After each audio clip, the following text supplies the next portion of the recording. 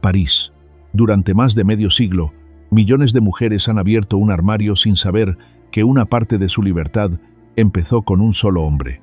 Un hombre que tomó el traje reservado para los hombres y lo convirtió en el uniforme de las mujeres más poderosas del planeta. Antes de Yves Saint Laurent, la elegancia tenía reglas. Después de Yves Saint Laurent, la elegancia tuvo libertad. No diseñó simplemente vestidos, rediseñó la manera en que una mujer caminaba, la manera en que ocupaba una habitación, la manera en que el mundo la miraba. Inventó un lenguaje que todavía hablamos. Cada vez que una mujer viste un esmoquín negro, cada vez que combina una chaqueta masculina con tacones, cada vez que la alta costura inspira la ropa que vemos en las calles. Ahí, aunque nadie lo diga, Vie sigue estando Yves Saint Laurent. Hay diseñadores que crean colecciones, hay diseñadores que crean tendencias, y luego existe una categoría mucho más rara, la de los hombres que cambian para siempre el ADN de una industria. Christian Dior reinventó la silueta. Coco Chanel liberó el cuerpo femenino. Yves Saint Laurent hizo algo todavía más difícil. Convirtió la moda en poder. No para una temporada, para generaciones enteras. 60 años después, las grandes casas de lujo siguen reinterpretando ideas que él presentó hace décadas. Los diseñadores más famosos del mundo siguen estudiando sus colecciones. Sus vestidos cuelgan en museos. Sus bocetos se venden como obras de arte. Y algunas de sus creaciones ya no pertenecen a la moda, pertenecen a la historia. Pero las revoluciones casi nunca nacen en la gloria. Nacen cuando todo parece perdido. París, septiembre de 1960. Una sala blanca del Hospital Militar de Val-de-Grâce. Un hombre de 24 años permanece inmóvil sobre una cama estrecha. Hace apenas 3 años. El mismo hombre había recibido los aplausos más largos que recordaba el Palacio del Louvre. Hace apenas 3 años. París lo llamaba el heredero de Christian Dior, el prodigio, el salvador de la alta costura. Ahora los médicos se acercan con electrodos entre las manos. En unos minutos comenzará una terapia electroconvulsiva, y mientras él pierde el conocimiento, su carrera también está a punto de desaparecer.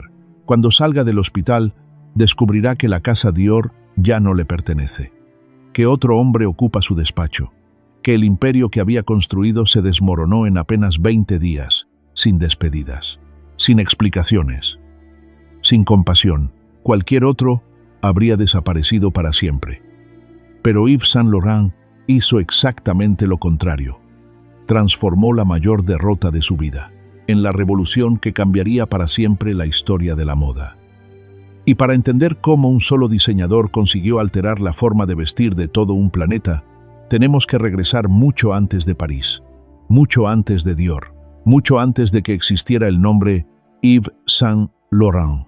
Tenemos que volver a Oran, al lugar donde un niño comenzó a vestir muñecas de papel, sin imaginar que, algún día, terminaría vistiendo al mundo entero. El 1 de agosto de 1936 nace en Oran, Argelia, Yves-Henri Donat Mathieu Saint Laurent, Argelia francesa, un país que en ese momento es parte de Francia de la misma manera ambigua y violenta que definirá toda la vida del niño que nace ese día. Oran, en 1936, es una ciudad mediterránea donde conviven colonos franceses y población árabe, en una tensión que nadie nombra, pero que todo el mundo siente. La familia Saint Laurent pertenece a los Pieds Noirs, los colonos franceses de Argelia. Su padre, Charles, es abogado, ejecutivo de seguros y propietario de una cadena de cines. Una familia rica por los estándares de Oran, con una villa frente al Mediterráneo, con 2 hermanas menores para el niño, Michelle y Brigitte, y con una madre, Lucienne, que es el primer mundo visual de Yves. Lucienne Saint Laurent se viste con ropa parisina. Se cuida con la elegancia de alguien que entiende que en Oran la manera de vestirse es también una declaración de identidad, y lleva a su hijo mayor a ver teatro, a Molière especialmente. El pequeño Yves, que desde los 5 o 6 años construye muñecas de papel y las viste con recortes de tela, ve en esas obras algo que el teatro puede hacer que la vida cotidiana no puede: transformar a una persona en otra, a un momento banal en un momento extraordinario. Esa capacidad de transformación, de convertir a alguien en algo diferente a través de lo que lleva puesto, es el primer entendimiento profundo de Yves sobre para qué sirve la ropa. No para proteger el cuerpo, para construir la persona. Pero hay algo más en esa infancia en Oran que los perfiles de Saint Laurent casi siempre minimizan. El niño es diferente. No en el sentido en que todos los genios son diferentes. En el sentido de que Oran, en los años 40, no tiene espacio para quien es Yves Saint Laurent. Su sensibilidad, su interés por las telas y las muñecas, su manera de moverse, la manera en que miraba el mundo, eran señales que otros niños leían, y lo que hacían con esas señales dejaba marca. Yves Saint Laurent fue un niño acosado, enfermaba casi todos los días, no como estrategia para faltar a la escuela, como respuesta física de un sistema nervioso que ya entonces funcionaba bajo una presión que no podía nombrar. Esa fragilidad del sistema nervioso, ese cuerpo que respondía al estrés con enfermedad, que interiorizaba la hostilidad del mundo en forma de síntoma físico, no desapareció en el hospital de Val-de-Grâce. Estaba ahí desde Oran, desde la infancia, desde siempre, y Saint Laurent lo sabía. «Debo mi vocación a mi madre», dijo en una entrevista décadas después, «pero debo mi vida entera a ese niño que fui, ese niño que no encajaba en ningún lugar, el que no encajaba en ningún lugar». Esa fue la primera identidad de Yves Saint Laurent, y nunca la abandonó completamente. Ni en las pasarelas de París, ni en las fiestas de Marrakech, ni en el aplauso de los 2000 invitados al Palacio del Louvre. Siempre el niño de Oran que no encajaba, mirando desde afuera y transformando esa mirada en ropa. En 1953, Yves Saint Laurent tiene 17 años y hace algo que en retrospectiva parece completamente inevitable, pero que en ese momento requirió un tipo de valentía muy específica. Presenta un diseño a un concurso internacional, el International Wool Secretariat, la competencia de jóvenes diseñadores más importante de ese año. El primer premio es para un vestido de cóctel.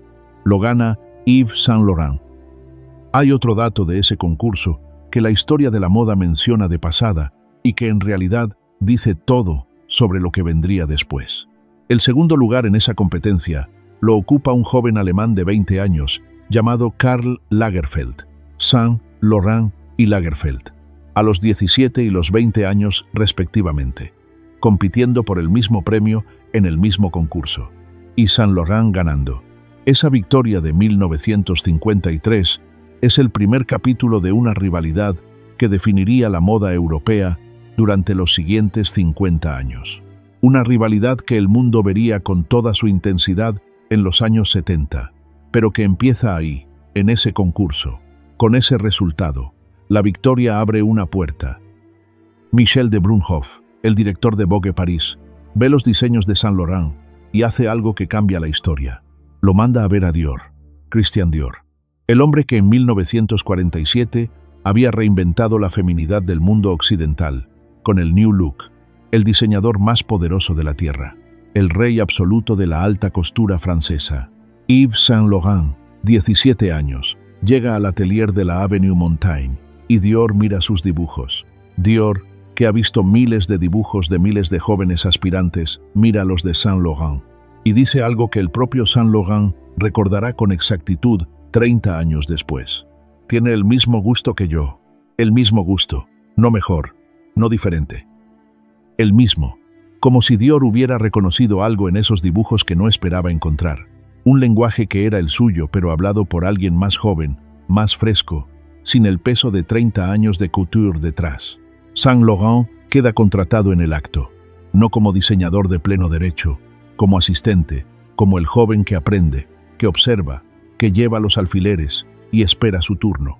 Y Yves Saint Laurent, que es lo suficientemente inteligente para entender que ese turno llegará, espera, con la paciencia que le da saber que lo que Dior tiene es también lo que él tiene, y que más tarde o más temprano lo tendrá solo.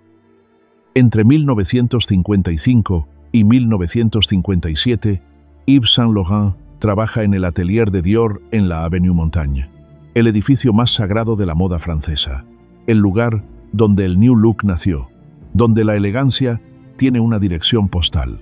Y en esos 3 años, Saint Laurent aprende algo que ninguna escuela de moda puede enseñar. Aprende cuál es la diferencia entre diseñar bien y diseñar para el momento. Dior le enseña la técnica, los materiales, la construcción de una prenda, la relación entre la silueta y el cuerpo que la lleva. Pero lo más importante que Saint Laurent aprende de Dior no está en el atelier, está en el salón donde las clientas se prueban los vestidos. Está en la manera en que una prenda cambia a una mujer, no cuando está en el maniquí, cuando está en el cuerpo, que la elegirá para el momento más importante de su vida. Esa comprensión de que la ropa solo existe completamente en el cuerpo de quien la lleva, en el contexto concreto de su vida, define toda la filosofía que Saint Laurent desarrollará después. Y hay una cosa que Dior le dice directamente, una sola frase que Saint Laurent citará durante décadas: me enseñó las bases de mi arte. Cualquier cosa que ocurriera después, nunca olvidé los años que pasé a su lado. Las bases, no la totalidad, solo las bases. Porque lo que Saint Laurent haría con esas bases sería algo que Dior nunca pudo prever, algo que hubiera sorprendido al maestro tanto como sorprendió al mundo. El 24 de octubre de 1957, Christian Dior muere, un infarto, en Montecatini Terme, Italia. Tiene 52 años y deja a su sucesor designado, Yves Saint Laurent, 21 años, el diseñador más joven en la historia en heredar la casa de moda más importante del planeta. La primera colección de Saint Laurent para Dior se presenta en la primavera de 1958. La llama la ligne trapeze, la línea trapecio, un vestido que cuelga desde los hombros, sin cintura marcada, sin la estructura rígida del New Look de Dior. Una silueta que sugiere en lugar de imponer, que libera en lugar de contener. El público del Salón de los Espejos del Palacio del Louvre reacciona de una manera que la historia de la moda ha documentado pocas veces con esa intensidad. Una ovación de 20 minutos. 20. Mientras Saint Laurent, 21 años, permanece detrás del telón sin poder salir porque sus piernas no responden. Al día siguiente, los periódicos franceses publican todos la misma historia. Un joven de Argelia ha salvado a la alta costura francesa. El heredero de Dior ha honrado el nombre del maestro. París ha sobrevivido. Esa colección de 1958 convierte a Saint Laurent en el héroe nacional de la moda francesa. Lo que nadie puede predecir en ese momento es lo que ocurrirá 2 años después. En 1960, Saint Laurent presenta su tercer colección para Dior. La llama Colección Beat. Chaquetas de cuero negro, jerseys de cuello alto, siluetas inspiradas en los beatniks del barrio latino, en los músicos de jazz de Saint-Germain-des-Prés, en los jóvenes que en 1960 están reinventando lo que significa ser moderno en París. Y la clientela de Dior, las aristócratas, las burguesas adineradas, las mujeres que vestían Dior precisamente porque Dior era el símbolo de la elegancia más convencional, no lo entienden, o lo entienden perfectamente, y por eso reaccionan. Marcel Boussac, el propietario de la casa Dior, ve caer las ventas y busca a un culpable. Lo encuentra, el chico de Argelia, que ha tenido la audacia de llevar el cuero negro de los jazz clubs a la pasarela de la Avenue Montaigne. En septiembre de 1960, 2 semanas después de que se presente la colección Beat, el ejército francés llama a filas a Yves Saint Laurent, la guerra de independencia de Argelia, el país donde nació, y la patria que ahora le exige que luche para que ese país siga siendo lo que era cuando él nació. La ironía es perfecta y brutal al mismo tiempo.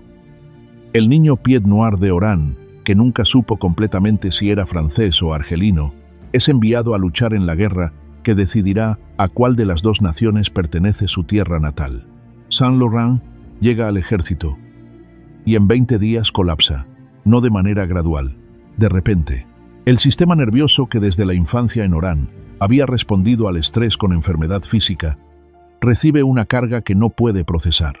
Los otros soldados, que saben quién es Saint Laurent, que saben que es gay, que saben que es el tipo de hombre que nunca debería estar en un cuartel militar, hacen lo que los hombres jóvenes encerrados en cuarteles militares hacen con esa información.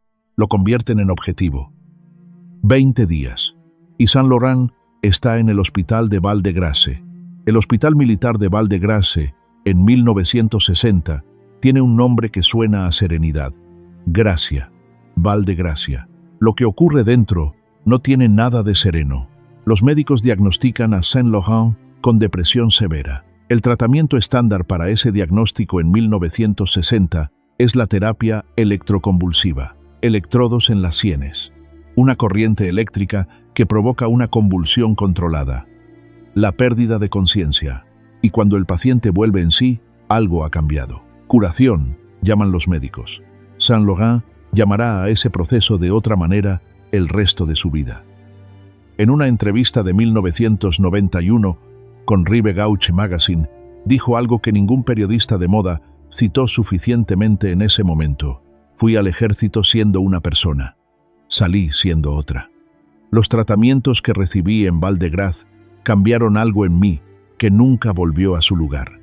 No como trauma del recuerdo, como alteración de la química. Alteración de la química, no metáfora. Descripción clínica de lo que él sentía que había ocurrido. Y lo que ocurrió en Val-de-Grâce, ese cambio que él mismo nombraba directamente, es la clave para entender todo lo que vino después. La depresión que nunca se fue del todo. El alcohol que empezó como escape y se quedó como hábito. La cocaína que en los años 70 era parte del paisaje social de su mundo, pero que para Saint Laurent tenía una función diferente que para la mayoría de las personas a su alrededor. Era anestesia.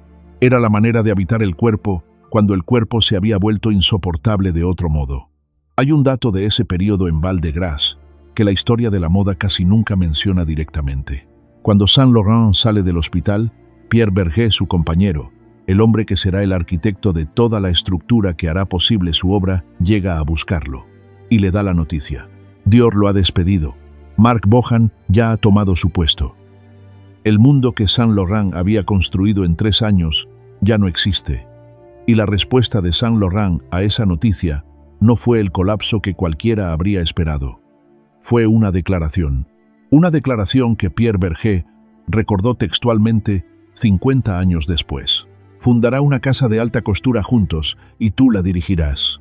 No una pregunta, no una propuesta, una declaración, hecha por un hombre con los electrodos todavía recientes en las sienes, acabado de salir de un hospital militar, sin trabajo, sin dinero, sin la estructura institucional que había sostenido cada uno de sus últimos 3 años, pero con una claridad que solo tiene el que ya no tiene nada que perder. Y Bergé, que lleva 2 años entendiendo que su vida entera se organizará alrededor de hacer posible la visión de ese hombre, respondió con la misma simpleza con que respondería a cualquier pregunta obvia. Eso es exactamente lo que haremos.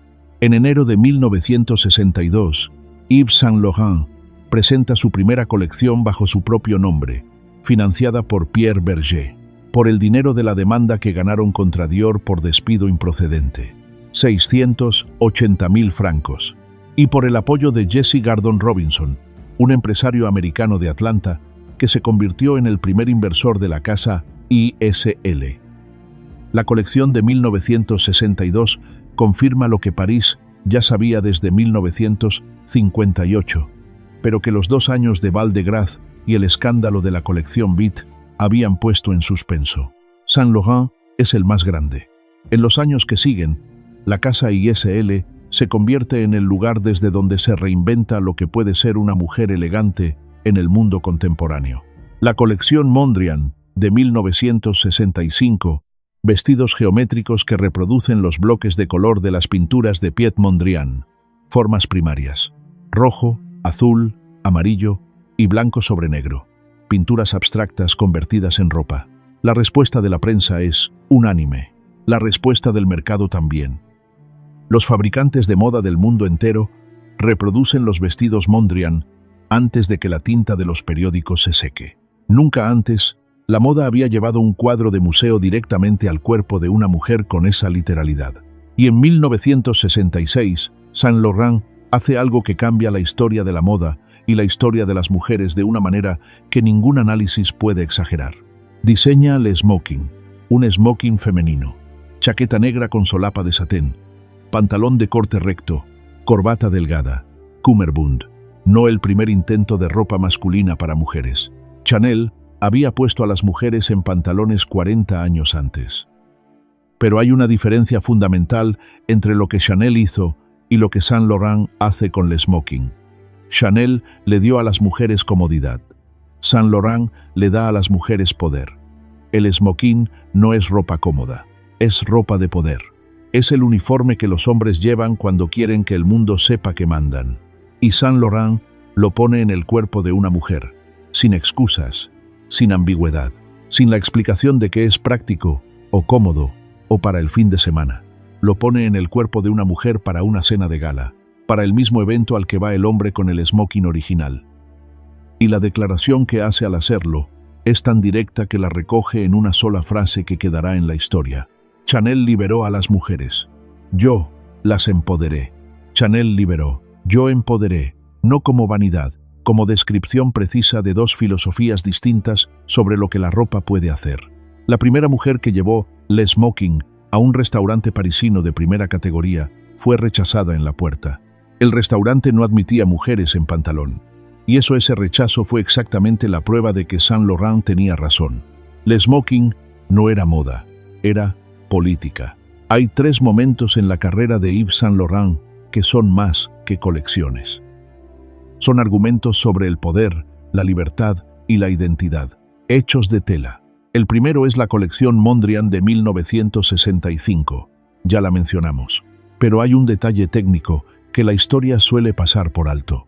Los bloques de color de Mondrian en los vestidos de Saint Laurent no son estampados, son intarsia, una técnica que consiste en tejer o coser juntos bloques de tela de colores sólidos, sin superposición, sin capa encima de capa. Cada color es su propio territorio, cada línea negra es una costura real. El resultado, un vestido que desde lejos parece un cuadro bidimensional, pero que en el cuerpo de una mujer en movimiento se convierte en algo completamente diferente. La geometría abstracta que Mondrian concibió como representación de la realidad esencial del universo, aplicada a un cuerpo que se mueve, que respira, que camina. Arte que se convierte en algo más que arte. Arte que vive. El segundo momento es Le Smoking, de 1966. Ya lo describimos. Pero hay una dimensión que nadie cuenta completamente. Le Smoking no fue una colección. Saint Laurent presentó Le Smoking cada temporada durante 40 años. Variantes, diferentes interpretaciones, diferentes materiales, pero siempre el smoking, como si cada temporada renovara el argumento, como si necesitara decir, una vez más, las mujeres tienen derecho a esta prenda, tienen derecho a esta posición de poder, tienen derecho a que el mundo las lea de esta manera. El tercero, y más personal, la colección Ballets Russes, de 1976. 10 años después del smoking, en el punto más alto de la era del exceso parisino. Saint Laurent presenta una colección que no tiene ninguna relación aparente con lo que estaba de moda en 1976. Blusas de campesina rusa, capas y pañoletas, bordados que remiten al folclore de Europa del Este, los tonos del otoño en las estepas. La crítica no sabe exactamente qué hacer con esa colección en un momento en que la moda dominante son los pantalones campana y los colores neón. Pero hay algo en esa colección que los años demostrarán que Saint Laurent vio y el mundo no podía ver todavía, que la moda no tiene que ser solo contemporánea, puede ser también arqueológica. Puede buscar en la historia de otras culturas, en la belleza de otras tradiciones, en la ropa de personas que nunca aparecerían en las portadas de las revistas parisinas, el material para crear algo nuevo. Esa intuición de que la moda puede ser global, antes de que la palabra globalización exista, es una de las contribuciones más grandes de Saint Laurent a la historia del diseño. Y tiene su origen, también, en Oran, en el niño que creció mirando cómo convivían dos culturas sin mezclarse completamente. En el hombre que pasó su vida encontrando la belleza exactamente donde las dos culturas se tocaban. En 1958, en una cena en París, Yves Saint Laurent conoce a Pierre Berger. Berger tiene 26 años. Viene del mundo del arte. Ha sido el compañero del pintor Bernard Buffet durante 8 años. Es pequeño, enérgico, con el tipo de determinación que ocupa el espacio de una sala sin que nadie pueda ignorarlo. Los dos hombres se miran. Y en días, no semanas, días, se instalan juntos. La relación que comienza en 1958 durará 50 años. Sobrevivirá el fin del amor romántico. Sobrevivirá las infidelidades de ambos. Sobrevivirá la cocaína y el alcohol y las depresiones. Sobrevivirá el éxito absoluto y los años más oscuros. Y en los días finales de Yves Saint Laurent, en junio de 2008, Pierre Berger estará ahí. Y será él quien le cierre los ojos para la última vez. La división de roles entre Yves y Pierre es la que hace posible todo lo que ambos construyen juntos. Berger lo describió en una frase que circuló durante años en la industria como descripción perfecta de la dinámica. Yves no podía ocuparse de las cosas cotidianas. Era casi incapaz. Necesitaba a Pierre Berger, y Pierre Berger necesitaba ser necesitado. El genio y el gestor, el artista y el arquitecto. Dos personas que se necesitan mutuamente de maneras que ninguno de los dos podría haber articulado completamente. En la villa que compartían en Marrakech, la habitación de Yves era la grande, la del frente, con vista al jardín. La de Pierre era la pequeña, la de atrás. Como si incluso en el espacio privado, la jerarquía del genio y el gestor se reprodujera de manera natural. Pero en esa misma villa de Marrakech, Pierre tenía algo que Yves no tenía: la capacidad de funcionar, de levantarse por la mañana y tomar decisiones, de hablar con los abogados y los financieros y los periodistas y los políticos, de construir el sistema dentro del cual la visión de Yves podía existir en el mundo. Sin Pierre, el talento de Yves habría sido como el árbol que cae en el bosque sin que nadie lo escuche. Existiría, pero no llegaría a nadie. En 1976, Berger se va, no de la empresa, de la vida íntima. Ya no puede más. Las décadas de funcionar como el escudo y el motor de un genio que simultáneamente lo amaba y lo destruía con su incapacidad para ser simplemente humano han agotado algo en Pierre que no puede regenerarse. Se muda a un hotel a pocas manzanas de la casa que comparten y sigue viniendo al trabajo todos los días. Sigue siendo el hombre que hace posible que el mundo de Yves exista. Sigue siendo, en todos los sentidos que importan, el compañero de Yves. Solo que ya no duerme en la misma casa. Esa separación tan quirúrgica, tan precisa, tan absolutamente coherente con el tipo de personas que ambos son, es quizás el acuerdo más extraordinario de toda la historia de la moda. Porque lo que Pierre y Yves construyen después de 1976 no es menos que lo que construyeron antes. Es diferente. Es una alianza de dos personas que han decidido que lo que construyen juntos es más importante que el dolor que se causan. Y esa decisión de permanecer, aunque sea a pocas manzanas de distancia, de seguir siendo lo que el otro necesita, aunque ya no sean lo que el otro desea, produce 50 años de una de las historias de lealtad más extraordinarias que la moda ha conocido. En 1993, un grupo americano compra el 70% de la empresa Yves Saint Laurent, el grupo Elf Sanofi, una empresa farmacéutica francesa, y con esa compra, algo que Saint Laurent y Berger habían construido durante 30 años, deja de pertenecerles completamente. La prensa describe la transacción en términos financieros: un acuerdo de 520 millones de dólares. Una valoración que confirma que la marca YSL es uno de los activos más valiosos del mundo de la moda. Pero lo que ocurre dentro de Saint Laurent cuando firma ese acuerdo es algo diferente: la pérdida del control sobre la cosa que ha dado sentido a todo. La empresa que él y Pierre habían fundado con el dinero de la demanda a Dior, la que habían construido desde un espacio alquilado en la Rue Spontini, la que había sobrevivido los años más oscuros, no pertenece completamente a nadie más. Y Saint Laurent, que ya llevaba años enfrentando la depresión con una combinación de medicamentos, alcohol y cocaína que nadie en su entorno podía gestionar, entra en un período que los que lo vivieron describen con las mismas palabras: el más oscuro. Los desfiles de los años 90 son técnicamente impecables. El equipo de YSL es uno de los mejores del mundo. La tradición de la casa es suficientemente poderosa para seguir produciendo trabajo de primera categoría, incluso cuando el hombre cuyo nombre lleva la etiqueta, está presente solo a medias. Porque Saint Laurent, que en los años 60 llegaba al atelier a las 8 de la mañana y no salía hasta la medianoche, que en los 70 dirigía cada desfile con la energía de alguien que sabe exactamente lo que quiere, en los años 90 a veces no llega. A veces llama para decir que está enfermo, a veces aparece tarde, a veces aparece y no puede decidir. Y las personas que trabajan con él tienen que navegar entre el respeto por el genio que saben que sigue ahí, en algún lugar dentro de ese hombre, y la realidad de lo que ven cuando lo miran. En 1999, el grupo Gucci compra el negocio de moda de YSL, el negocio en el que Tom Ford se convierte en director creativo. El mismo Tom Ford que en esos años define lo que significará Gucci para una generación entera. Saint Laurent sigue siendo el responsable de la haute couture, la línea que los billetes no subsidian, pero que la reputación exige mantener. La línea que dice, aquí todavía existe lo que la alta costura siempre fue, y presenta colecciones.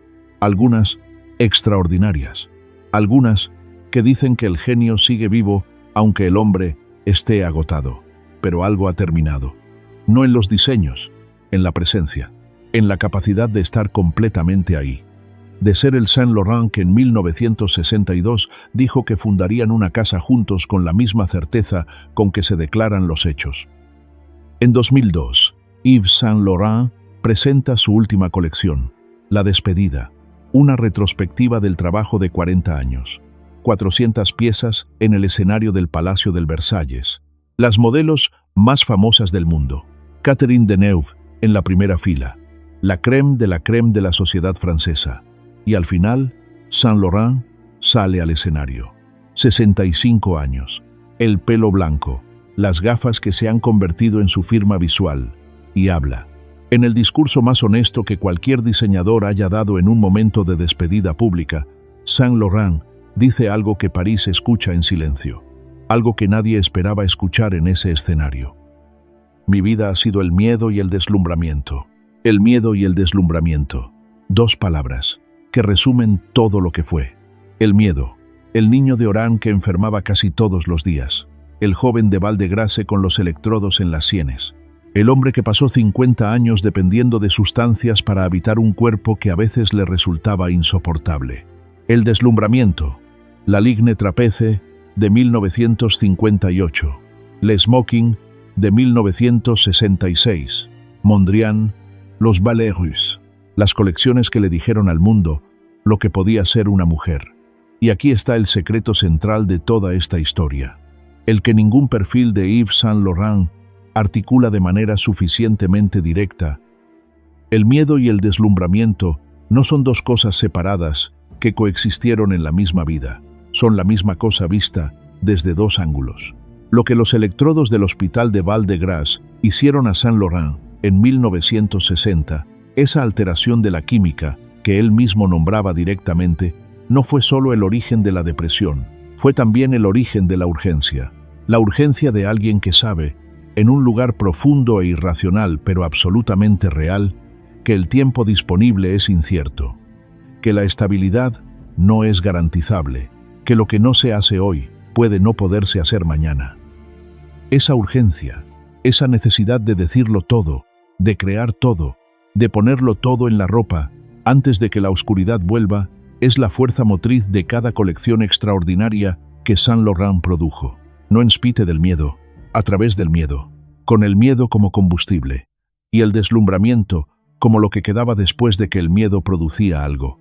El smoking no es solo un smoking femenino, es la declaración de alguien que sabe lo que es quedarse sin poder, que lo ha vivido en ese hospital militar donde no era nadie excepto el diagnóstico de su ficha médica, y que usa la ropa para darles a las mujeres exactamente lo que le fue quitado a él. El poder de estar en la habitación, el poder de ser leído como alguien que manda, el poder de ocupar el espacio que convencionalmente pertenece a quien no eres. Cada prenda de Saint Laurent que le da a una mujer algo que convencionalmente no se le daba, viene del mismo lugar, del niño de Oran que no encajaba, del joven en la cama estrecha, del hospital con los electrodos en las sienes.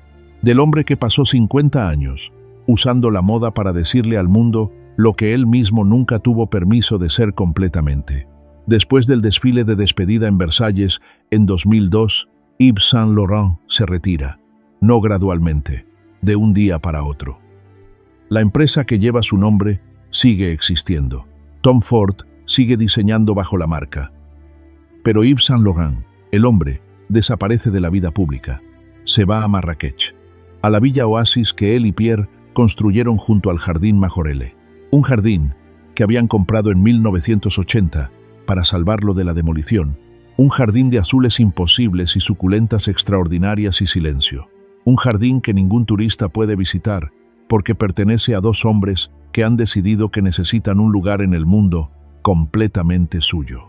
En ese jardín, en esos años del retiro, Saint Laurent hace algo que nadie en la industria de la moda podía haberse imaginado. Nada, no diseña, no recibe periodistas, no aparece en eventos, no concede entrevistas, no escribe memorias.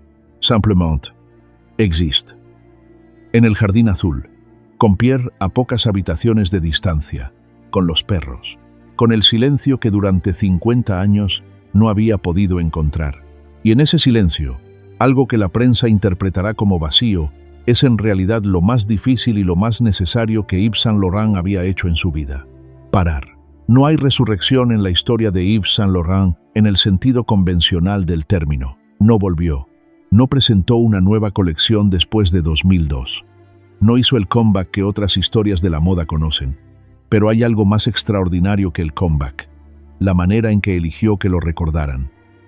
En 2008, días antes de morir de un tumor cerebral, Yves Saint Laurent y Pierre Bergé se casan, una unión civil, en la habitación donde Yves está en cama, no como celebración, como declaración, después de 50 años, de los electrodos de 1960 a la unión civil de 2008, del niño de Orán que no encajaba al hombre que cambió para siempre, lo que significa ser una mujer elegante en el mundo occidental, y Pierre Bergé, que lleva 50 años siendo el gestor, el escudo, el motor y el ancla, se convierte formalmente en lo que siempre fue, el hombre que cerró los ojos de Yves Saint Laurent el 1 de junio de 2008. Un año después, en 2009, Bergé decide vender la colección de arte que los dos habían construido juntos durante 4 décadas, en Christie's París, en 3 días de subasta. El resultado: 374 millones de euros. La colección privada, más cara jamás, vendida en subasta hasta ese momento. Arte que incluía Goya, Gainsborough, Leger, de Chirico y muebles. Art Deco, de Eileen Gray y Jean Dunand, que nadie había querido en los años 60 cuando los dos los compraron. Y con ese dinero, Bergé crea la Fondation Pierre Bergé Yves Saint Laurent, que construye el museo que lleva el nombre de los dos, que en 2017 abre sus puertas en París. Y que es hoy una de las instituciones más visitadas de la moda francesa. La vida de Yves Saint Laurent, materializada en un edificio. La misma vida que él describió como el miedo y el deslumbramiento. Ahora, un museo. Hay 3 cosas sobre Yves Saint Laurent que casi ningún artículo menciona suficientemente. La primera, Saint Laurent fue el primero en usar modelos negras en la alta costura parisina de manera sistemática y no como gesto aislado. Mounia, la modelo guadalupeña, fue su musa durante años en una época en que la pasarela parisina era tan uniformemente blanca que ningún editor de moda lo mencionaba, porque nadie lo consideraba un dato que mereciera mención. Saint Laurent lo cambió sin anunciarlo como política ni declaración. Simplemente puso en sus pasarelas a las mujeres más bellas que encontraba, y las encontró en muchos colores. Iman, Naomi Campbell, Mounia, no como cuota, como visión honesta de lo que la belleza es. La segunda, el Jardín Majorelle de Marrakech, el Jardín Azul, que Saint Laurent y Bergé compraron en 1980 para salvarlo, tiene una historia previa que muy pocos conocen. Lo creó el pintor francés Jacques Majorelle entre 1924 y 1962. Lo construyó durante 40 años y lo vendió cuando ya no podía mantenerlo. Poco después de la venta, lo demolieron parcialmente y Saint Laurent y Bergé lo rescataron del abandono. El mismo gesto salvar algo hermoso que el mundo estaba dejando desaparecer, que Saint Laurent había hecho con la alta costura cuando llegó a Dior con 21 años. La tercera. Cuando Saint Laurent ganó el concurso del International Wool Secretariat en 1953, venció a Karl Lagerfeld. Esa derrota marcó a Lagerfeld de una manera que determinó la relación entre los dos durante el resto de sus vidas. En su libro L'Insoumis, Lagerfeld escribió sobre Saint Laurent con una mezcla de admiración y resentimiento que nadie más en la industria expresó de manera tan directa. Y en los años 70, cuando la rivalidad entre las dos casas YSL y la casa Chanel bajo Lagerfeld era el tema de conversación más apasionante del mundo de la moda parisina, ambos lo sabían. Que todo empezó en ese concurso de 1953, con ese primer premio. ¿Qué fue para Saint Laurent? ¿Qué es lo que Yves Saint Laurent le dio al mundo? La respuesta fácil: le smoking, los vestidos Mondrian, Rive Gauche, el poder darwinismo de las mujeres. La respuesta más difícil cambió la pregunta que la moda se hace sobre las mujeres. Antes de Saint Laurent, la pregunta de la alta costura era: ¿cómo hacer que la mujer sea más bella? Después de Saint Laurent, la pregunta es: ¿cómo hacer que la mujer tenga más poder? No es un cambio pequeño, es el cambio que define la diferencia entre la moda como servicio a la mirada masculina y la moda como herramienta de la subjetividad femenina. El legado invisible. Cada mujer que lleva un traje de chaqueta a una reunión de negocios donde quiere ser tomada en serio está usando el argumento que Saint Laurent hizo en 1966 con Le Smoking. Cada vez que un diseñador usa referencias de culturas no occidentales en una colección de alta costura, sin exotismo, condescendiente, está siguiendo el camino que Saint Laurent abrió con los ballets ruses en 1976 y con todas las colecciones que siguieron. Cada modelo negra que caminó por una pasarela parisina después de Mounia caminó en un espacio que Saint Laurent había abierto con su presencia. El legado en personas concretas.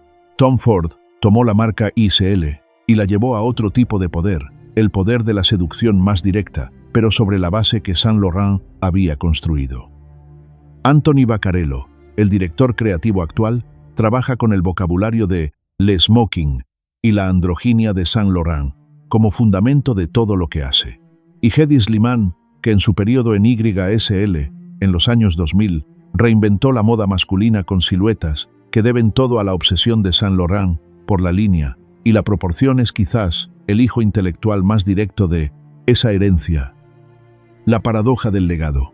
El hombre que pasó 50 años dándole a las mujeres el poder que el mundo no les daba, el poder de ocupar el espacio masculino con Le Smoking, el poder de ser visibles con los colores de Mondrian, el poder de ser de cualquier parte del mundo, sin disculparse con los ballets races. Ese hombre pasó esos mismos 50 años, sin poder darse a sí mismo el espacio que construía para los demás. La paz que buscaba en cada colección la no encontró hasta el Jardín Azul de Marrakech, y solo al final. Volvamos a Val de Grâce, septiembre de 1960. La Sala Blanca, los electrodos. El hombre joven que en 20 días ha pasado de ser el héroe de la alta costura francesa a ser un paciente en un hospital militar. Ahora sabemos lo que vendría después. Le Smoking, los vestidos Mondrian, los ballets russes. La primera exposición individual de un diseñador vivo en el Metropolitan Museum de Nueva York en 1983. Los 50 años de Pierre Berger como arquitecto de lo imposible. El Jardín Azul de Marrakech. Los 374 millones de euros de la colección de arte vendida en Christie's, el museo. Todo eso viene después de Val de Grâce. Y ahora sabemos también lo que Saint Laurent dijo sobre esa Sala Blanca y sobre lo que los electrodos hicieron, que algo cambió. Que ese cambio no se curó. Que la depresión y la dependencia que vino después tienen ahí su origen. Pero también que el cambio, esa alteración de la química, fue el mismo origen de la urgencia que produjo todo lo que hizo. El miedo, que es también deslumbramiento. El deslumbramiento que nace del miedo. No resueltos, no reconciliados, solo existiendo juntos, durante 50 años, en el mismo cuerpo, en el mismo hombre. La pregunta de engagement: ¿puede el mayor dolor de una vida convertirse en la mayor libertad que alguien le regala al mundo. O lo que Yves Saint Laurent le dio a las mujeres fue siempre lo que él mismo nunca pudo tener del todo. ¿O son las dos cosas simultáneamente verdad? Cuéntame en los comentarios. Y si esta historia cambió algo en la manera en que ves le smoking, o un vestido Mondrian, o simplemente el nombre YSL, en una etiqueta comparte este video, porque esta es la historia de alguien que entendió el poder mejor que nadie, y que usó ese entendimiento para dárselo a los demás, aunque él mismo no siempre pudiera quedárselo. La semana que viene, otro secreto de la moda que nadie se atrevió a contar completo.